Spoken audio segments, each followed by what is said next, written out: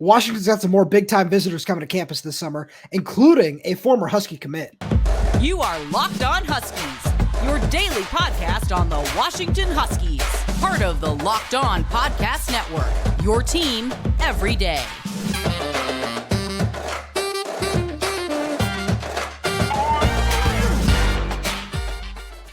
Welcome back into another edition of the Locked On Huskies podcast. I'm Roman Tomashoff. That's Lars Hanson. He writes for Inside the Huskies of Fan Nation Sports Illustrated. I'm the site editor over with Huskies Wire. Thank you for making this your first watch or first listen of the day. Today's episode is brought to you by Nissan. Are you the kind of driver that likes to push things a little further? Ever wondered what adventure could be around the next corner? Take the Nissan Rogue, Nissan Pathfinder, or Nissan Armada and go find your next big adventure. Check them all out today at nissanusa.com.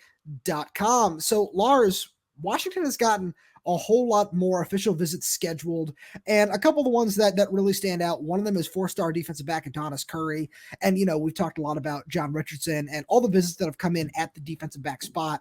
But another one is former UW commit who really has blown up nationally since we last talked about him. And that's the top defensive tackle on the West Coast in Folsom High School's Josiah Sharma. And that one is really, really intriguing to me personally, because there aren't a lot of good defensive tackles, or not good, but just like highly rated, highly sought after defensive tackle prospects on the West Coast this year. And one of the key people who seems to realize that is defensive line coach Jason Kusi. Yeah, exactly. Because again, it's not for a lack of Josiah Sharma's talent. It's just kind of like a broad comment generally, and it's true, right? The coaches have kind of said that, not just Washington coaches, but you kind of just heard college football coaches say throughout the past, I don't want to say 3 or 4 years, because again, some of them have been decent, but really the lineman class just in general has kind of declined on the West Coast. But when you look at Josiah Sharma's size at 6'5", almost just under 300 pounds, he's got that perfect size where no matter what, he's going to be a 4-star by the end of it and all said and done. Because when you look at the schools recruiting him, that's why it was a big get for Washington to get in on him early under Kalen DeBoer, was because you could kind of sense, hey, this is going to be a top probably 200 prospect when all is said and done, probably even higher than that. But just don't want to be conservative here, because he's still technically rated as a 3-star by 247 Sports right now. He's got his fourth by the composite too at this point. And you talked a little bit about just that he's blown up nationally, and a lot of that happened after the Washington commitment and after he decided to back off too, because and it's not that we don't blame him for anything in terms of backing off following a coaching change, but after he did, we saw Alabama get involved, obviously with Kalen DeBoer. We saw Miami get involved, Oklahoma, Texas has gotten involved. A lot of the national schools have said, oh yeah, no, we like this kid a lot. And it all really did stem from Washington's commitment and him getting offered up here as well. And Jedd Fisch and Jason Kusi realized that rather quickly. And it feels like he was one of the guys they were on really, really early once they got to campus. Exactly. And I think I'm glad you kind of highlighted Jason Kusi a couple of times, because he's got, as I mentioned on the show about a week ago, he's from Utah, went to East High, so he knows the West Coast. He knows how to find some of those under the radar, and even early on in the process, under the radar guys that are eventually going to blow up when other schools start to see, oh, wow, this guy's actually producing. And Jason Kusi is the type of coach where he's already had that relationship developed for about a year. So that'll help Washington long-term with some of these guys, because, again, to your point, when the Alabamas, the Michigans, the Texases, everybody starts coming in for some of these guys, having those relationships and having a coach who understands and values some of these guys still on the West Coast, that'll go a long way in having Washington be there at the end of the day, because it's easy to be there in January through, let's just say, May, right? Because we've seen every year there's a number of guys that commit early. I mean, LeMason Waller, a guy that committed in 26 and then now is still a national recruit. He's 25. 25, right? 25, sorry. But still looking at other national schools. And so just because you get a commitment early doesn't necessarily mean you'll keep them late. But having those relationships will also always have your foot in the door for those players. Yeah, absolutely. And that's a nice thing where, you can look at, and because we got a couple of questions about Zadrius Rainey Sale a couple of weeks ago, where he seems to be looking elsewhere after, backing off of his Washington commitment. He had a really strong relationship with William Inge, with Kalen DeBoer. So it looks like he is kind of leaning towards looking at the SEC. We might see him come back around, but that's not one I would say I'm really holding out hope for at this time. But at the same point, there are a whole bunch of other strong linebackers, like another official visitor that has set a date is Mark Hennecore, who's going to be coming at the end of June. We talked about him a little bit on one of the shows last week, but another guy who we haven't really gotten a chance to talk about is Adonyss Currie. 4-star defensive back from Quartz Hill down in California. And really, Lars, it's just what we've been saying. John Richardson continues to show that he's already one of the best recruiters on the West Coast at this point. Now, obviously, you need to close to be able to retain that status and keep moving forward. But as Armand Hawkins has been talking about on Twitter, as John Richardson said, yeah, I've been able to develop some guys, and once I can get my hands on some of these top prospects, let's see what that's going to be able to do. And he really does seem to have captured the attention of a lot of the top players on the West Coast. Yeah, exactly. I mean, I wasn't kidding when I said it reminds me of a 2014 Jimmy Lake, where it's, hey, This is one of the rising coaches. He did it at Boise State. John Richardson did it at Wyoming, then did it at Arizona. He's a guy Washington State. And Washington State. He's a guy that's just everywhere he's been, he's at least developed at minimum one NFL guy. It's always multiple the longer he stays at schools, but at minimum one guy. And I think when you put the resources with John Richardson, Steve Belichick, Vinny Cincinnati, all these guys at Washington, that's why John Richardson's the perfect defensive back coach for Steve Belichick, because Belichick says, hey, this is what I want my corners to do. You can coach them up. I can be the kind of closing guy if you need at the very, very end sort of thing. And that's not a slight to Steve Belichick, right? Because I'm sure he's making those FaceTime calls and laying the foundation as well. But John Richardson, just that relentless recruiter, that guy that just seems to, I mean, he's going all the way across the country, coming back to the West Coast to get guys. I mean, it's really a breath of fresh air, right? Because when we looked at the secondary over the past few years, again, there's been decent talent, but it always hasn't seemed like it could be what it is or what it should be. And Washington, despite what Kalen DeBoer turned it into an offensive school now, Washington has always been one of the DBUs, going back to Jimmy Lake, and even arguably slightly before that, but it really took off under, the Buda Bakers, the Sidney Joneses. And where did some of those guys come from? That Southern California. I mean, Sidney Jones was not a highly coveted recruit, right? No. I mean, he had Utah, he had some others, but then you started to get 14, 15, 16, those 2015, 2016 classes where, hey, now we're getting the 4-stars. John Richardson's Byron Murphy. Yeah, it's that kind of guy. And John Richardson's starting there. Yes. In 24. So I think that's a big key. There's no building block up. You're already starting at the higher level now. And it's nice when, and it's a trio of guys we harp on a lot on this show. It's nice when you have a little bit of a jump start in Curly Reed, Caleb Presley, and Leroy Bryant, 2 4-stars and a high 3-star right there. So it's having that is nice. And then, obviously the name we keep coming back to is Dijon Lee. If he can bring in a guy like that, can he bring in an Anquan Fegans? I know Vinny Cincinnati is going to be helping out with that one a lot as well. But the fact that, they're getting an official visit from that guy is still huge. And then outside of that, Adonyss Currie, right? Darius Dixon is another guy who seems to be really interested. We'll see if he ends up taking an official visit. But there are more guys out there who I'm really intrigued by, just at other positions as well, that I just want to throw out a couple of names. The big one that I've heard some really good things about, I really like what I saw on film, and wouldn't be surprised if he ends up, taking an official visit to Washington at some point, is 4-star wide receiver Chris Lawson, where that's another guy who definitely was very involved with Jamarcus Shepard, really liked what he had to say a lot, and just liked Washington a lot, kind of in the mold of what Dijon Lee was, where he was really sold by the school.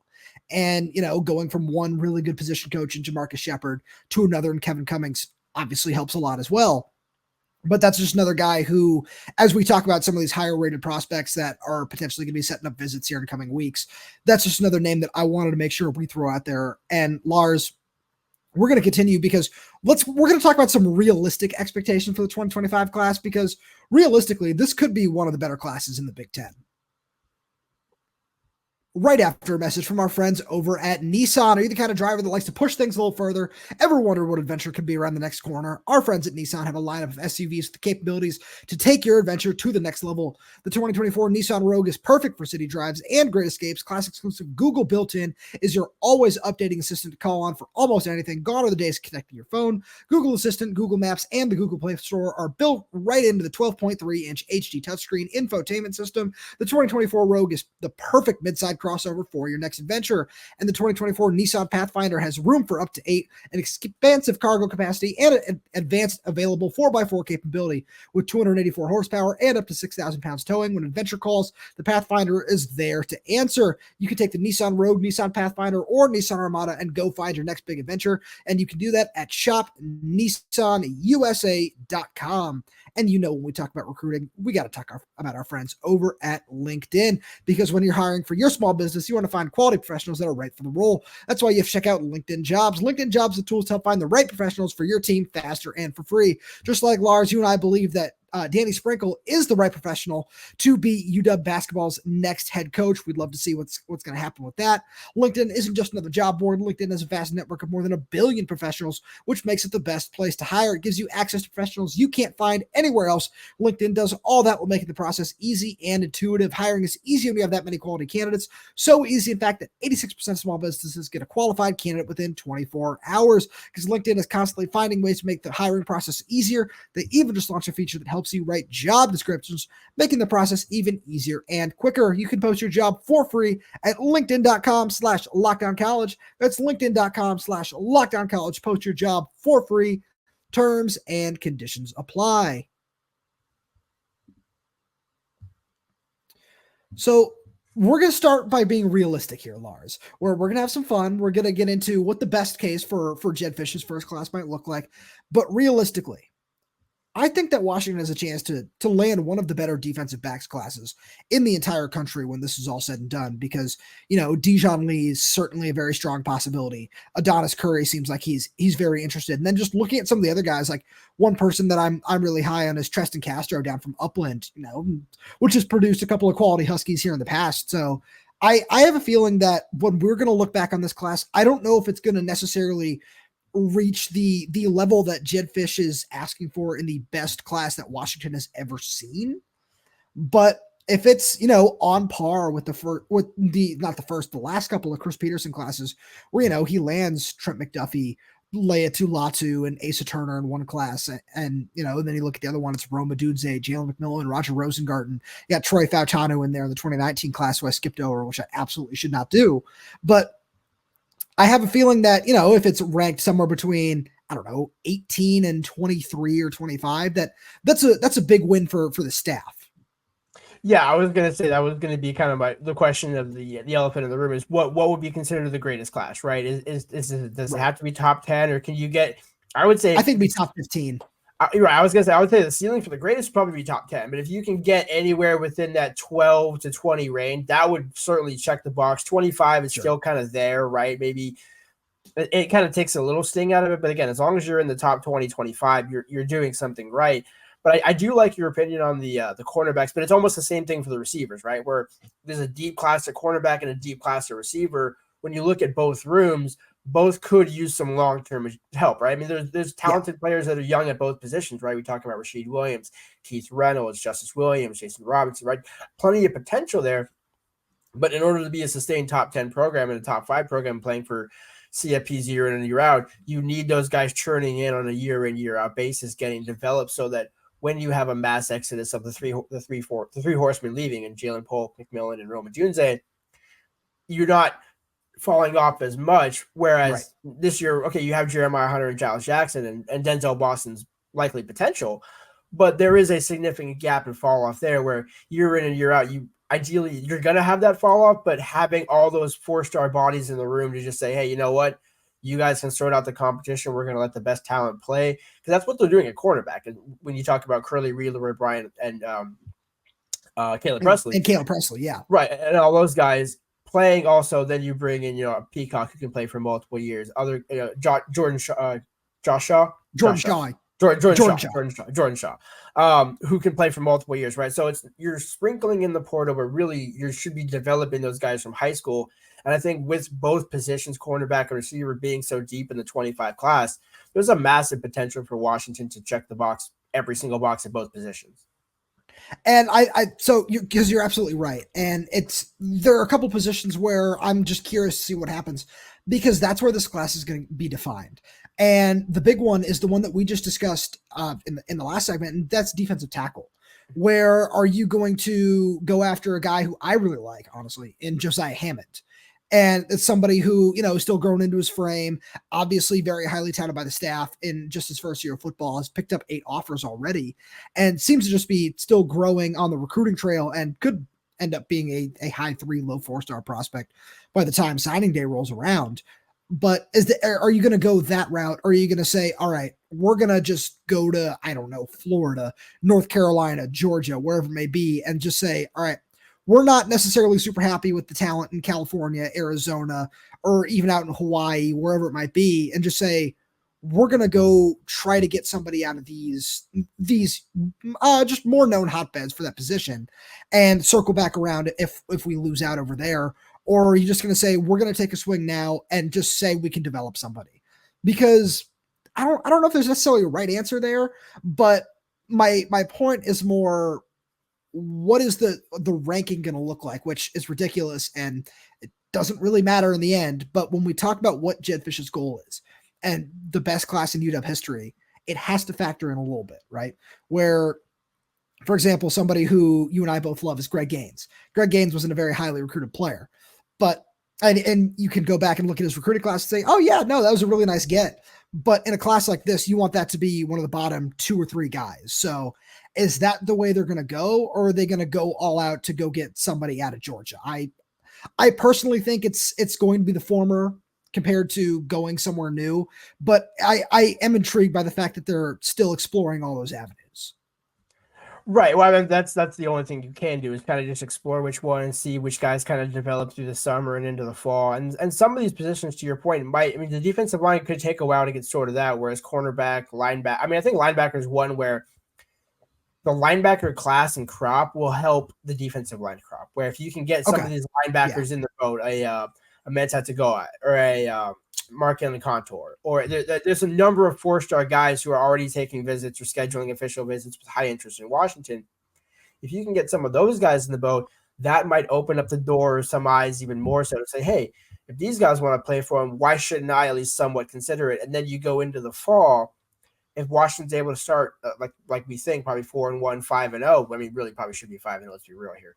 But as long as you kind of get that good head start, I'm sorry to shoot him out of it, but like that's how it should start, right? But the point being is if you can get that 5-0 start, and some of those we both know, having covered recruiting for a while, some of these guys that are committed early will still take visits or still have interest, and the more you win and the sooner you win, the more those eyes open and the quicker those eyes open. So I think the way it stands, I think you might agree with this. The linebacker crop has more interest in Washington. The defensive line might have more potential. You just don't know where it's going to come from. So I like that take on that, because you're right. When we look at the linebacker class, it couldn't include 3 4-star guys. I would be stunned if there are 3 4-star defensive tackles that end up committing to Washington. And it's not a knock on Jason Kusi at all. It's just that's what this class kind of is for the most part. And he has to make the best of it. But let's flip to the offensive line here for a minute, because you could say some similar things where we can talk about Jake Flores, who the one offensive line commit right now, who I really like. And I know you do too. I know you got a chance to talk to him a little bit. He's really, really talented and has a 4-star offer list for sure. So if he moves up a little bit over the course of his senior year, that wouldn't be shocking. But I'm just really intrigued to see how they're going to add on to it. One guy that I know I've highlighted a little bit over on Huskies Wire is John Mills from St. Ignatius up in San Francisco. And he's another guy that's rated as a high 3-star right now, but has a 4-star offer list from, Florida, Michigan, Texas, all these big time schools that are really interested in getting him. And the fact that Washington's one of the teams that's able to secure an official visit from him so early is a really nice thing to see. But moving forward, it's guys like that are going to define the class. If you can have some of these high 3-star, maybe move into a low 4-star kind of guy, that's what's going to achieve Jedd Fisch's goal, and maybe even push this class as high as 18, 17, 16, which again is very possible. Exactly. And one name that I'm intrigued with the offensive line is, what do you do with Demetri Manning, right? Where he's the guy who took multiple unofficial visits, a Bellevue kid, has an offer, right? Has interest, but it's one of those where, okay, depending on how many bodies you take, I think he's a take. No, I agree, but I'm just saying, since he wasn't offered at Arizona, where does Brendan Carroll stand in terms of how does he fit in the scheme? And that's one thing I think to highlight and kind of wrap up the offensive line is Jake Flores is an interior offensive lineman who can play tackle or guard, right? So it tells me that Brendan Carroll's first take is a flexible one where, okay, I can take a bigger or a more stout offensive tackle that maybe doesn't move the way that I would like, but has projectability to be just a staple left tackle. in 2 or 3 years? Or do I want guys who maybe are more versatile that I can do, like a Nick Harris, right? Do I take 2 or 3 Nick Harrises, not that 2-star level, I'm just saying that versatility level, or do I take maybe one and then one plug and play, Demetri Manning, where we just kind of let him develop and see where it goes, but still build those in-state recruiting roads. So I think it's kind of a balancing act for how Brandon Carroll is going to build the offensive line class. And I like that because that's, especially when you talk about somebody like Demetri Manning with the size that he has, being 6'7", 340, where it's all really projectable. And if this isn't really the comp that I think fits best for him, because I think he's got a lot more of a ceiling, but it's not like a Sam Peacock level take where that was late in the process. And Sam was really serviceable for a while, especially, just in practice, being a good depth piece. But I think that he's got a much higher ceiling than that. So he's somebody where you don't necessarily have to take him super early in the process, but you look at the rest of his offers and you, to your point, having that little bit of the extra edge with the hometown recruiting and just all that extra stuff that, was up and down a little bit under Kalen DeBoer, that would be a very smart take. And with that being said, let's have a little fun and talk about what the best case scenario in 2025 could be. Right after a message from our friends over at FanDuel, you can say goodbye to busted brackets because FanDuel lets you bet on every game of the tourney. Whether you're betting on a big upset or a 1 seed, it's time to go dancing on America's #1 sportsbook. Right now, new customers get $200 in bonus bets if your first $5 bet wins. That's $200 to use on point spreads, money lines. You can even pick who's going to win it all. Just visit FanDuel.com/lockedon and bet on college hoops until they cut down the nets. And, Lars, I got to give another shout out to the Celtics. I know they had a tough loss. As all the everydayers are always really concerned about I'm going to say our Celtics fandom at this point. And they suffered a tough loss to the Nuggets, but, I'm still betting on them to win the finals too. And you can do that on FanDuel as well. So I've been trying to plan a fun Oregon dig to start this segment out, and you know what? I'm just gonna go go this way. Let's play some paper football, and let's just act like this is everything. The recruiting is 100% of football, and the game is only played on paper. What is the best case scenario for Washington's 2025 recruiting cycle outside of just they're getting everybody? Because they're getting everybody. Well, I was going to say, which paper are we talking about? Because, the NIL paper is just as good as the on-field paper. So, it's paper is paper at the end of the day, right? But sure. I do think, to your point, what's the best case scenario? I think you probably load up, as kind of we cheesed in the last segment, you load up at a few positions. But one that I'm kind of intrigued about is, do you go for one quarterback per class, or do you maybe try and go for a high-end guy if you can flip him? Now, again, you have 2-4. But again, you're saying best case scenario. To your point about Oregon, they got Dante Moore just chilling by Dylan Gabriel. So, I agree with you, but one person that I'm really intrigued by, and it shouldn't matter, but at the same point, it kind of does, is another person I wrote about a little bit over on Huskies Wire, and that's 2026 quarterback from Newberry Park, Brady Smigel, who's rated as the number 2 quarterback in the country, number 20 overall player, I believe, who is taking an unofficial visit to Washington at some point over the spring. And one of the things that he told Greg Biggins over at 247 Sports, I believe, is that he's only taking unofficials to schools that he has a very serious level of interest in. And obviously that's not necessarily a lock. And I like Dash Beerley a lot. And I think that, even if you look at some of the other quarterbacks in this class, you look at Hassan Longstreet, who just seems to be the other name right now that would pop out to me as somebody who might have a high level of interest. I think that the coaching staff might ride with Dash Beerley, where, let's see what he looks like at Mater Dei this year. That's going to be really interesting. And I think that he could improve his stock a lot by doing that. And, if he turns into a top 150 player, kind of like how we've seen some other recruits rise over the course of the process, especially, playing against a higher level of competition like that's something that could help him out a lot.